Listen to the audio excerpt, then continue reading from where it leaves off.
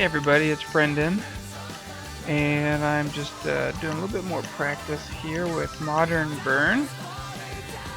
Currently, I'm running 3-color burn, splashing black for bump, splashing white for Boros charm, and the rest of the deck is pretty typical. I've got my lands. I'll scroll across here so that you can see I've played 19 land as I typically do with my burn decks. 2 Sacred Foundries, 4 Searing Blaze. I'm still playing the Singleton Seismic Assault. It's actually been kind of a fun card. So it's been alright. Searing Blaze makes you want to hold land in your hand anyway, and really you don't need more than 3 or 4 land in play ever at any time.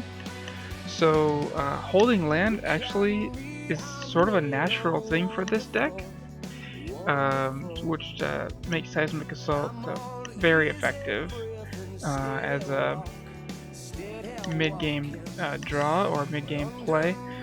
It doesn't interact very well with the flashback of bump because you're holding land in your hand. Meanwhile, you want to get up to 6 mana to be able to flash back a bump. But what I found is that it is so rare that I ever flash back a bump. I can't even remember the last time I ever actually did.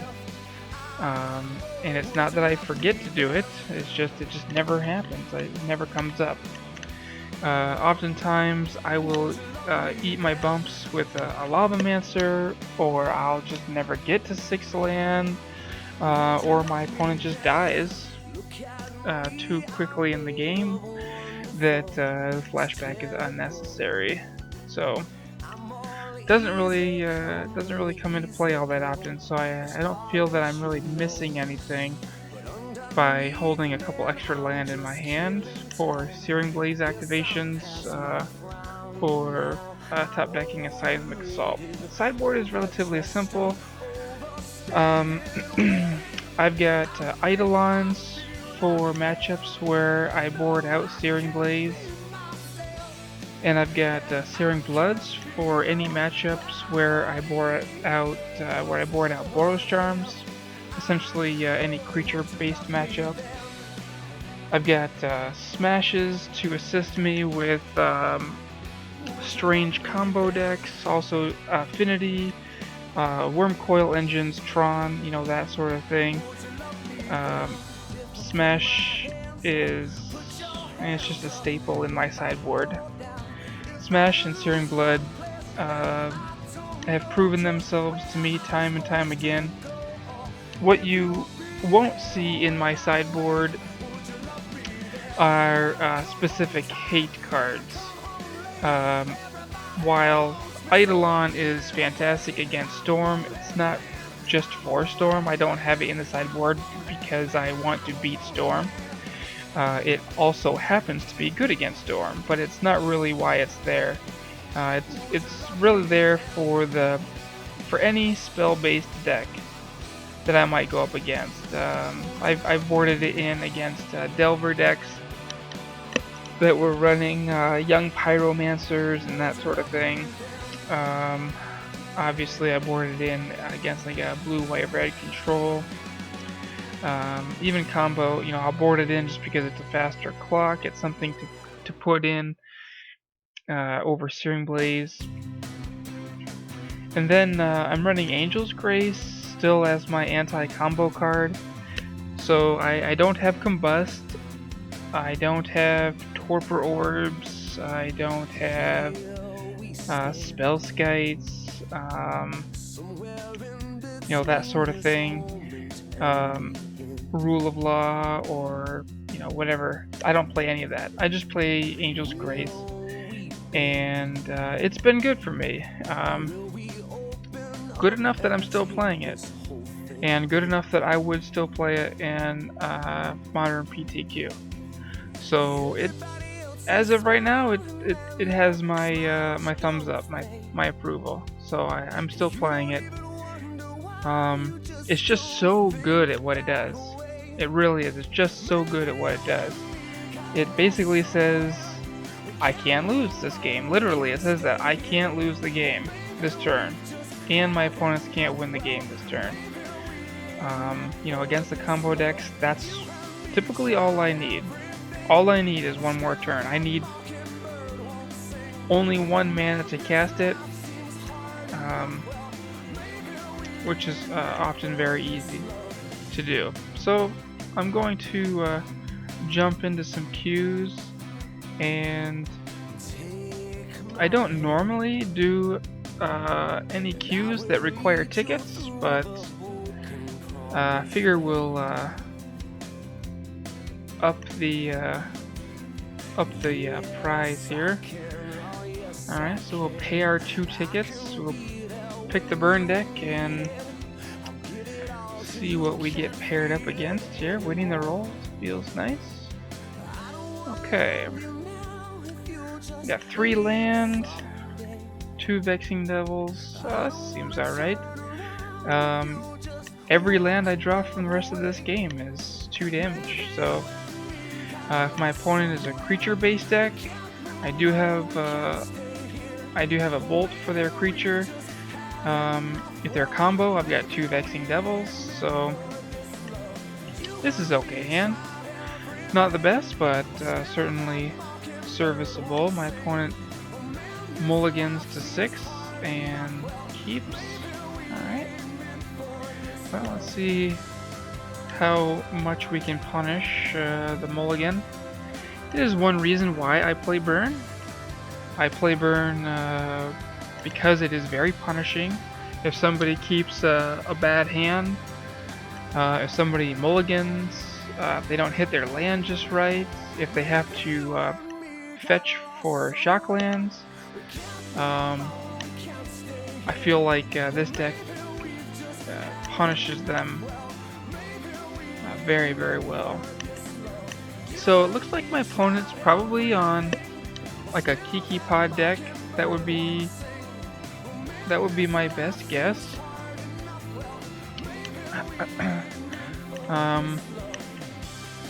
Obviously Grim Lavamancer is phenomenal here. So let's just go ahead and jam that. Let's get the devil out here and see what the devil makes my opponent do. Alright, so my opponent is already at 12. Not gonna crack the Tarn just yet. Don't want him to think that I have more Lavamancer activations than what he sees clearly. So this Tarn needs to get me a white mana source.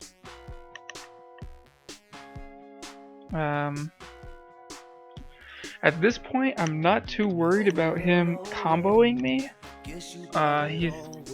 He doesn't have the best mana situation over there, and for him to really be able to combo anytime soon, he would have to pay life with birthing pods and all that. So I just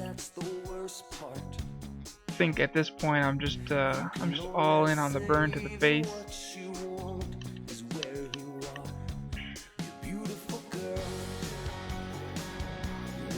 Try and end this as quickly as I can. It is awfully tempting to assault the hierarchs here. If I draw a land, I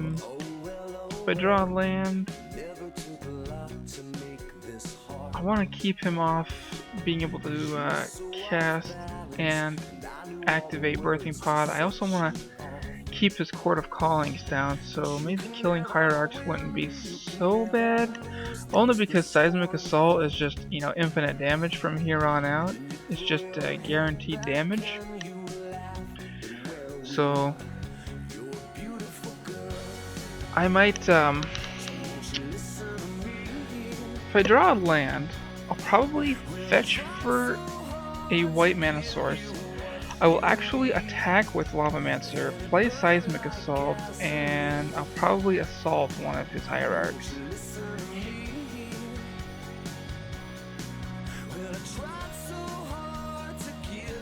That seems like a good play. And then from here on out, it's every card I draw is doing at least 2 damage.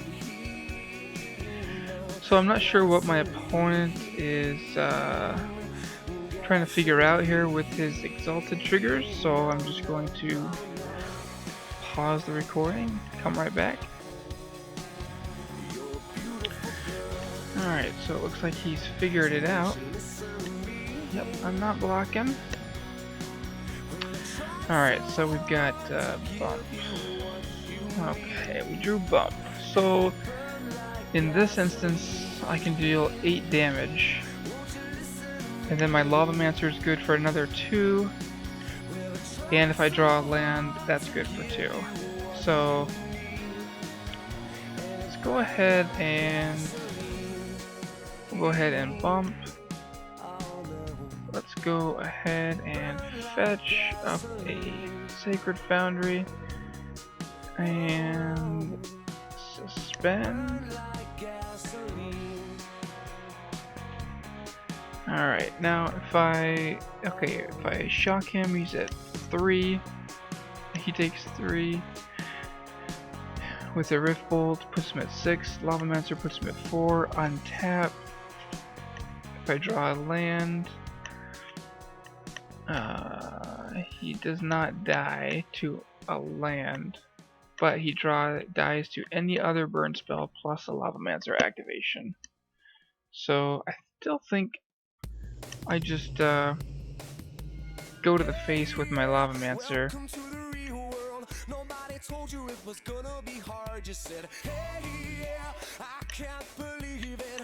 He basically has one turn here to do something productive. He's got one turn here basically to make me change my mind about just going to his face.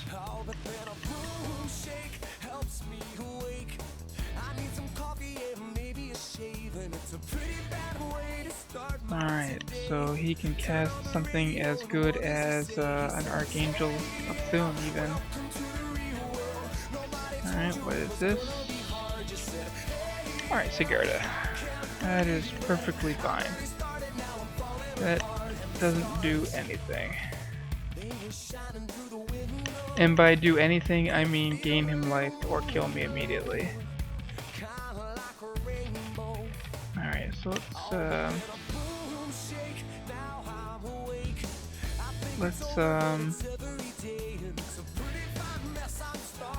I want to exile my creatures intentionally, so in case he rips a Scavenging Ooze or something like that. Okay, so we will Rift Bolt him. This puts him at 4. Any burn spell in my deck finishes him off.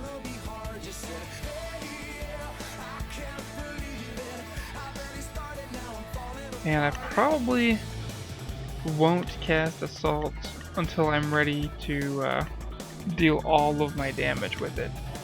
So, for instance, if I play it now, I can't activate Lavamancer. So I will just hold off on Assault until I draw a second land, and then it becomes lethal immediately. So we'll just pass the turn here, leaving up Lavamancer.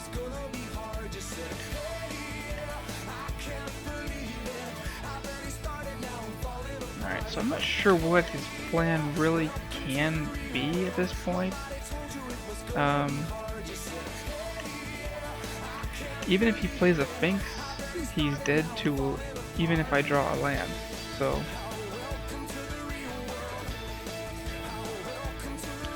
Mana Confluence, yeah. Alright, he's going low. Murderous Redcap. Yep, that is fine. Obviously, I have a response targeting my opponent's face. Alright. We'll put him at 1. And clearly he can't tap his mana confluence again. Yep, all of these things are perfectly fine.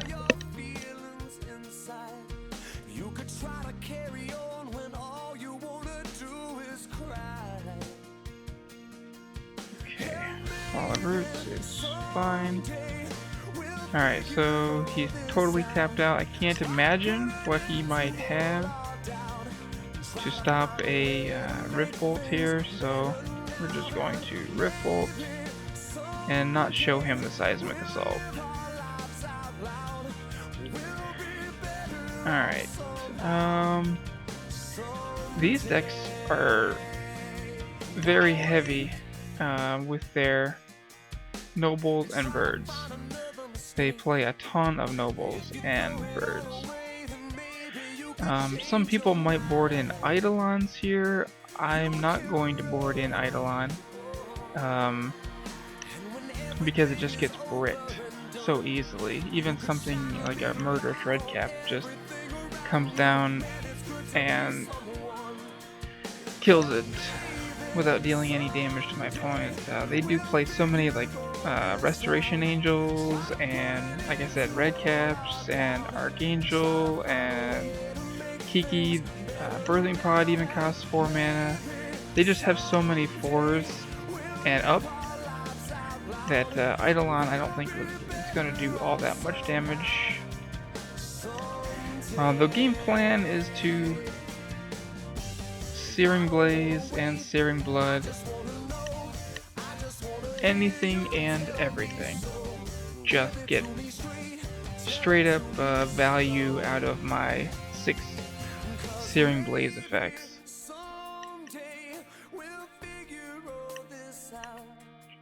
And then the rest of my burn and my creatures just hopefully do the rest, finish them off.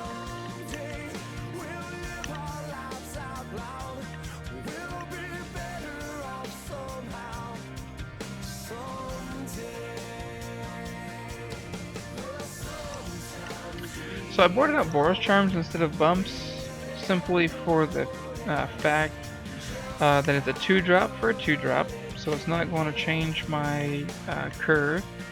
And then black mana is so much easier to get than white mana. The 4 Black Cleave Cliffs really just make getting black mana so much easier than white mana. However, if you were to look at this hand, you would think getting white mana was very easy. We're gonna mulligan this 5-lander. Alright, so this hand is perfect. By perfect, I mean turn 1 Lavamancer, turn 2 Searing Blaze. Seems very, very strong. Alright, let's just go ahead and fetch. We're just gonna get the Blood Crypt and get it out of the way. Lavamancer.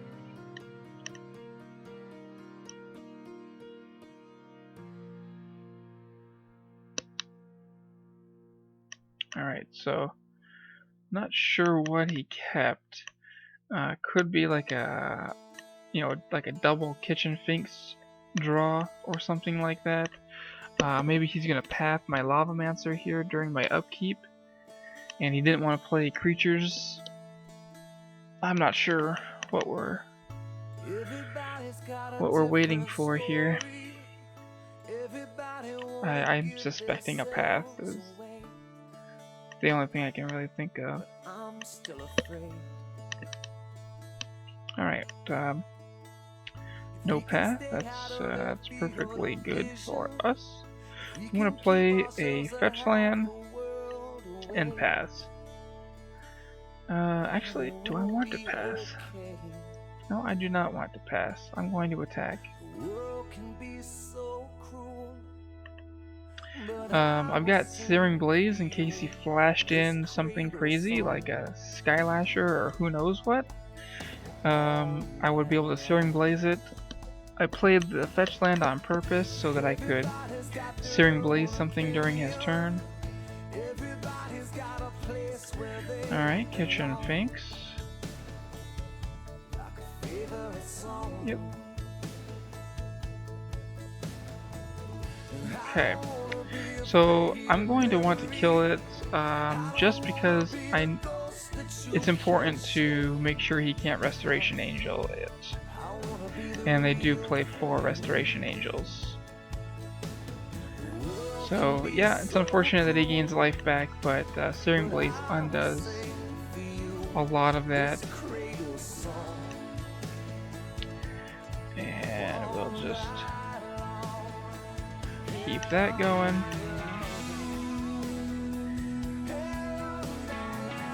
We'll get in. And then I'm going to bump. And he has to have a red source in order to red cap. Oops. So I think probably safe. Not holding back on the Lavamancer. I'm trying to get every damage I can get out of it. Okay, so it looks like Lavamancer is probably going to survive this turn. Wow, Bailoff. That is... it's a very good card. Alright, let's go with Devil. I suspect he'll let it stay and probably trade with the Bailoff. He may have a Restoration Angel for the Bailoff, or he may just Township the Bailoff so that it's bigger than Vexing Devil.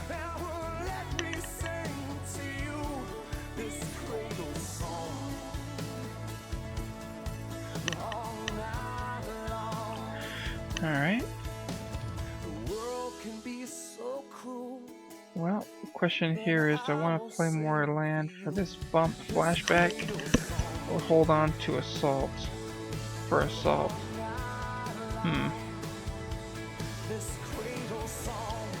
I think we're just going to leave the bump in the graveyard as more fodder for the Lavamancer. And then if I draw an Assault, I can just, you know, finish him off. He's had 2 Finks activations, triggers, and a Bailoff, and he's at 13, so he's gained 8 life this game. Alright. Devil.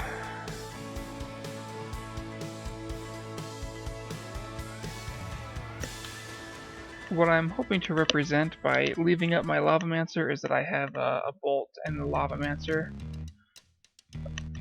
to stop any Restoration Angel shenanigans. Hopefully he doesn't have a Restoration Angel. Well, but he does. It is very unfortunate that we do not have a Skullcrack or a Burn spell of some kind.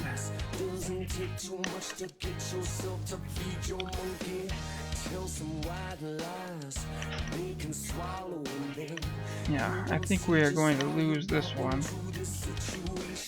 Just far too much life gain. He's gained 12 life. And he's at 13, so we've done 19 damage.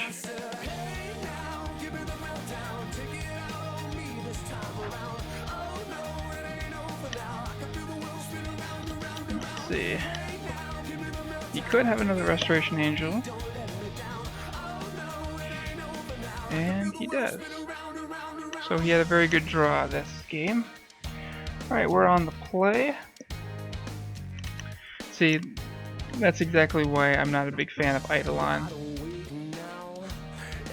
It's just mono 4-drops over there. He may have boarded out Nobles and Birds just to have less targets for Searing Blaze and Searing Blood, and that's fine. At some point he has to play creatures, and when he does, I will have my Searing Bloods and my Searing Blazes ready to go. Alright, we've got a 1 lander.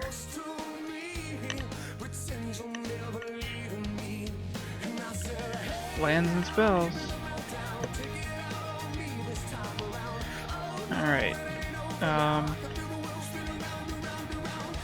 If he paths me, that would be acceptable. Not ideal, but acceptable. Alright, taking 4. Alright. I would like to draw another land.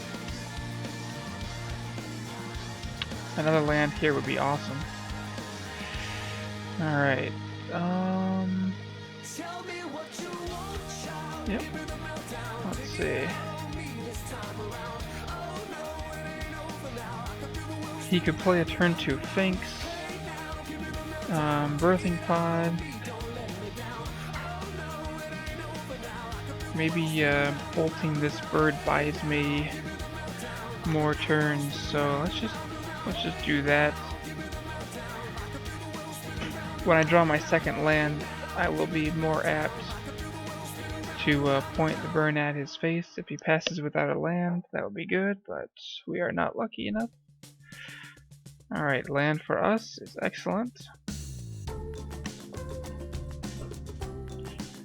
Alright, we'll get our Blood Crypt. Alright, Blood Crypt into Searing Blaze.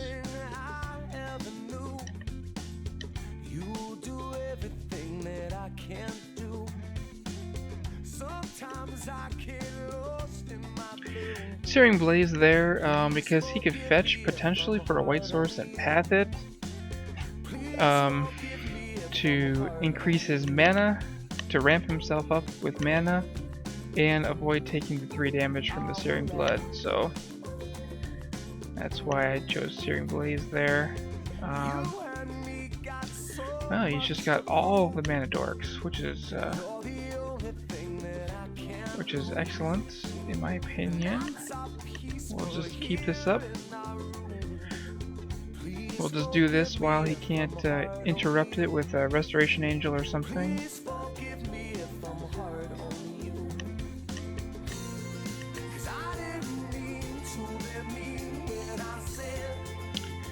Alright, Kitchen of Finks happens.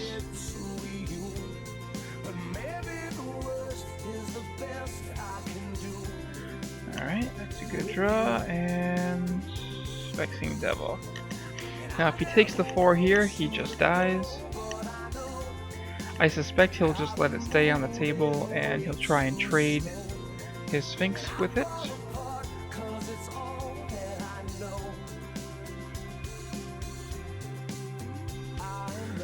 So I'm going to hold up the Skull Crack in case he restos or plays a Baloth or a Sphinx. And then if he takes a single point of damage on his turn to do that, then I will have lethal. I can also just draw another 1 mana burn spell or something like that.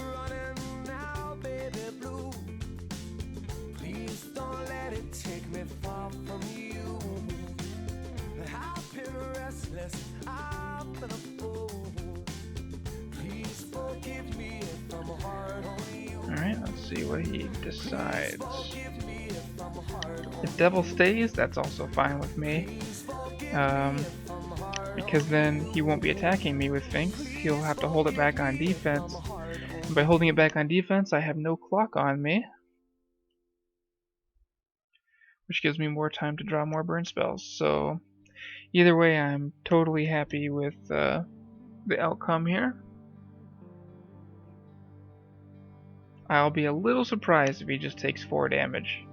Because then he's just dead to bolt. Yeah. That's not really a risk that he can take. Especially since I really haven't used very many 1 mana bolt spells. I've used 1.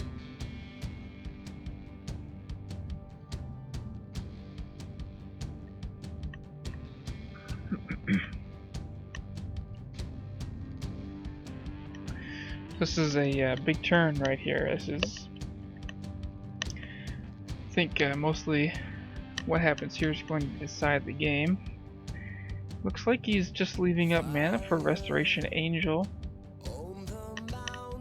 So if I Skull Crack him now, he flashes in Finks, he goes up to 12. Skull Crack takes him down to 9. I then have Spike and Bolt, which can put him to 3, but I think I'm just gonna hold off. Just gonna hold off. Alright, gonna hold that mountain for Searing Blaze, and we're just going to Spike.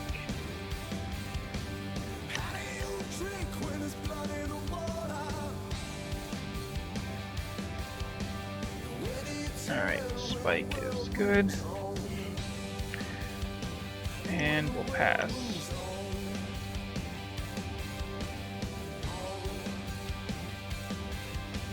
Let's see if he restos here. Yeah. Alright. That's fine.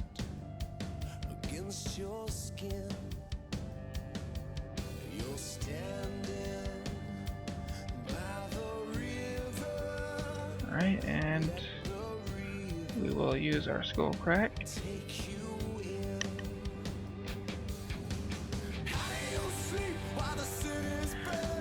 Alright, that puts him down to 4. If he plays a Baloth, obviously that would be very bad, but if he plays another Finks, that's not so bad because he's still within double bolt range. So if he flashes his Finks or plays another Finks, that's fine. I'm okay with all of these options. The only option I don't like is a Baloth. Okay, of course. Alright, Baloth, yes. Baloth was the only card I was slightly afraid of there. Alright, so now he can attack. He probably should have attacked with Finks too, but that's fine. Alright, so we've got double bolt.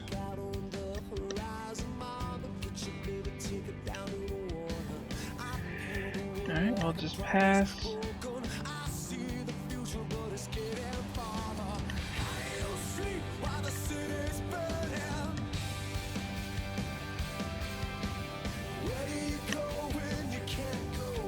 I love it when my opponent plays Mana Confluence, that's for sure.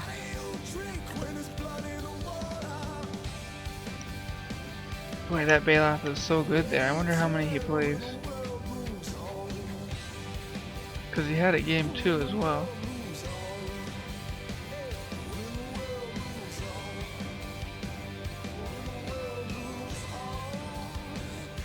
Yeah, this is a little bit rougher of a matchup than Pod because they have so many like blinking effects with Restoration Angels. So single Kitchen Finks can become 2 or 3 Kitchen Finks very quickly.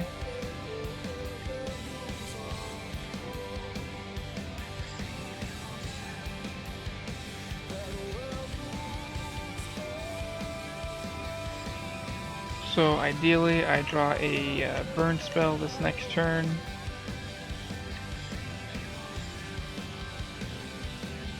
And just end the match there. If he attacks with Angel and Baloth, I'll probably block the Baloth with my Devil. Alright, what is this? Zealous Conscripts. What can he do with that? He can take my Vexing Devil. And then he can hit me for 3, 4, 5, 6, 7, 8, 9, 10, 11, 12, 13. He would have lethal. Alright, so let's let him think he has lethal. He can take my Vexing Devil.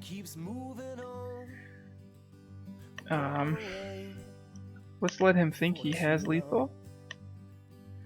And when I get my Devil back, I can attack back with it. So what we're hoping here is that he goes all in for the lethal attack, which would be, let's see, he can deal me 8, 9, 10, 11. So he has to attack with the 4 larger creatures here. Okay. That puts me at 1. Alright, excellent. So we will bolt the conscripts. Let's see. Then he will be dealing 8, 9, 10, 11, 12, 13, 14. Alright. So how can I keep my Vexing Devil and a bolt? So if I can only use 1 bolt, I can only kill this. So then I'm taking 8 from the Devil and Baloth, so that puts me at 4. So I have to kill 2 creatures. I have to kill 2. So what if I only bolt my Devil? If I only bolt the Devil, no, that seems terrible. What if I bolt the conscripts and the Finks? I take 11, I go to 1, and he has a blocker for my Devil.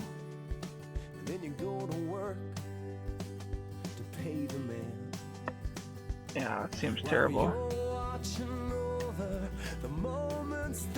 What if I bolt,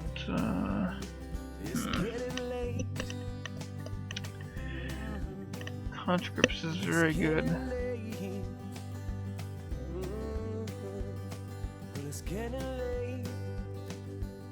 So I think I have to bolt the conscripts and my Vexing Devil, but then I don't have a 4 power. I don't have a 4 damage spell next turn. That's the problem. Like I have to have my Vexing Devil. So if I double bolt the Baloth, how much do I take? I take 4, 5, 6, 7, 8, 9, 10, 11, 12, 13. I take 13 if I double bolt the Baloth. So I'm dead. So I do have to kill 2 creatures. I am in a bad spot.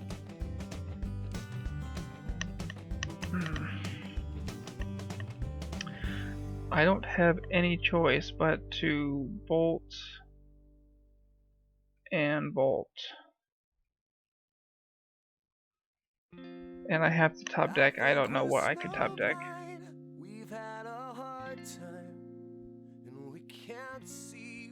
Certainly not a land. Alright, well, my opponent drew fairly well there. Finks, Resto, Baloth. That was a tough matchup.